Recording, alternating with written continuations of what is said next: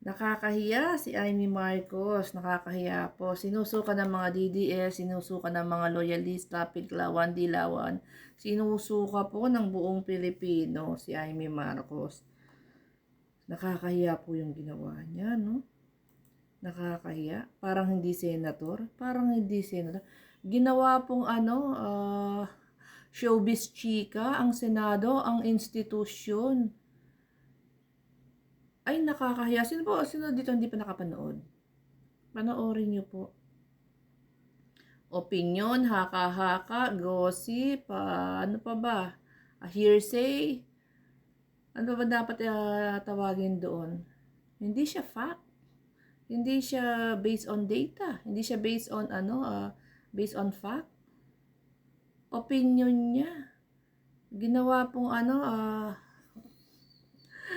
showbiz chika ang Senado, nakakahiya. Tapos ang bida-bida ay Amy Marcos, kay Alan Cayetano, and Marcolecta. Na sila lang ang ang nakikipaglaban para sa Pilipinas. So, 'di ba? Grabe, nakakahiya. Sobra. Nakakadiri. Kaya talagang gigil na gigil sa kanya. Ito DDS ito, ha. DDS itong si Subiri. Pero napikon po, alam nyo, sabi niya nga, kung galit ka sa kapatid niyo mo, punta ka ng Malacanang, murahin mo. Hindi yung mandadamay ka. Wagas kung makapagbintang, pero puro kasi walang fact, walang confirmation. Puro haka-haka, chismis, kasinungalingan. Yun pala. Kasinungalingan, grabe, nakakahiya tong si Amy Marcos. Hindi lang po mga taga Ilocos ang sukang-suka dito sa babae na ito, pati mga DDS. Alam mo yung pinagpipilitan niya yung sarili niya sa mga DDS. Pero sinusuka siya. 'Di ba? Hindi niya alam kung saan siya pupuntang ah partido. Kaso wala naman siyang wala siyang choice, alam niyo. Hawak siya sa leeg ng mga Duterte. Kasi nga siya yung big ate. Siya po yung big ate ng Pogo sa Pampanga. Disclaimer. Sinabi yan ah ni Pebbles Chururut, 'di ba? Siya ang big ate ng Pampanga siya ang big ate ng Pogo sa Pampanga. Hawak niya ang buong Pampanga. Kaya pala, naririnig ko yung big ate na yan kay Daryl Yap at kay Harry Roque. Rewind, kung doon po sa mahilig sa balita, tinatawag siyang big ate. Isa ka talagang big ate. Big ate kasi siya. Yan ang tawag sa kanya kasi siya ang big ate ng Pogo sa Pampanga. Kaya yan ang tawag sa kanya ni Harry Roque at ni Daryl Yap. Kaya wala siyang kawala kasi kapag tumiwalag siya kay Inday, kaya nga sabi niya, 'di ba, pagapang, pagulong, talagang hindi niya iiwan ng mga Duterte. Ewan ko na, nababalitaan ko nga, iskabechi siya ni Digong. Ewan ko lang. Ay, nagtitirahan. Ewan ko lang. Hindi ako naniniwala, actually. Pero kasi may alam mo naman yung mga mismong mga DDS na nagkakalat ng chismis na iskabechi daw siya ni Digong. Tapos 'di ba naglalabasan yung kinikilig siya kapag binibiro siya ni Digong during presidente si Digong, binibiro siya na ang walang makakapalit sa aking reyna. Yan si Amy Marcos, yung pala big ate ng Pogo. Leche. So, ayun. So, yan po ang kahihiyan na po, alam niyo, lugmok na yung Senado sa kahihiyan. Dinagdagan pa nito ni Babalina. Another kahihiyan na naman. So, alam niyo, wala na silang pakialam sa image.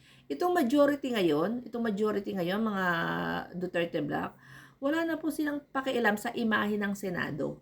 Wala na silang wala na silang pakialam kahit ano pa ang sabihin ng mga Pilipino sa imahe ng Senado kasi marami talaga kasi DDS na bobo.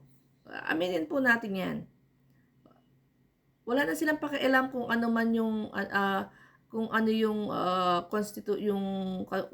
yung imahe ng konstitusyon natin, ng Senado natin, wala silang pakialam, basta ilalagay namin ito partido ni ng Duterte diyan, kahit walang alam itong si Robin, ilagay diyan, kahit pro China si Marcoleta, ilagay diyan, pro China si Alan Cayetano, ilagay diyan, kahit may kasong plunder si Jinggoy, ilagay diyan.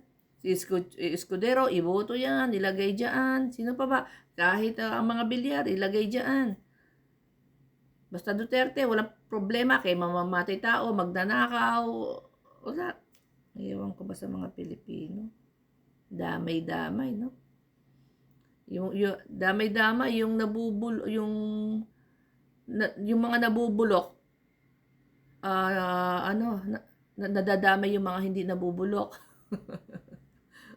Parang sa school, parang isang basket ng tomato. Yung bulok, nahahawa yung hindi nabubulok. Hindi na pwedeng paghiwalayin. Yung nabubulok, ihiwalay doon sa hindi nabubulok. Mga nabubulok po ang utak ng mga DDS eh. Wala, palala ng palala. Damay, pati yung ibang matitinong mag-isip. So, ayan po yung kahihiyan na dinala ni Amy Marcos na naman. Another Duterte senator. After ni Alan Cayetano at Pia Cayetano, eto na naman po. After ni Bato de la Rosa at Robin Padilla, eto na naman si Amy Marcos. Nagdala na naman ng kahihiyan. Nagdala na naman kahihiyan sa buong mundo. Diba? Magaling. Magaling talaga ito. Puro sila, propaganda, grandstanding, kahit nagdadala ng kahihiyan. Kasi ang target lang talaga naman nila is yung mga DDS. Alam naman natin mga DDS, propaganda, grandstanding, kahit walang accomplishment, kahit hindi nagtatrabaho, kahit nag-travel hanggang ngayon, wala pa sa Pilipinas, habang tapos yung isang kapatid, nagyaw-yaw doon sa isang rally, nagmura, pero hindi nagtatrabaho. After magdaldal, magyaw-yaw, magmura, travel uli. Yan lang naman gawa nila eh. Di ba? Magyayaw-yaw, ngangawa, tapos travel uli.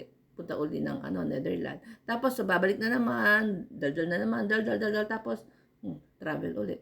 Wala naman silang gawa kundi puro ganon. Pag ganon na lang, ulit-ulit na lang po sila. And knowing naman mga DDS, okay sila sa ganon. Wala silang problema. Sa gustong-gusto nila yon kapag nakakarinig sila na may nagbumura, nagbabanta, nambubuli. Yan, gustong-gusto po nila yan. Happy sila pag ganyan. Maligaya sila, nakakarinig sila ng mga balahurang mga salita. Hindi ko alam kung ano po yung mga kinalakihan nilang mga pusali. But enjoy na enjoy sila pag nakakarinig sila ng pagbabanta, patayan, nagmumura, nambubuli, ganyan. Pero kapag sila naman napagsabihan, very, very sensitive.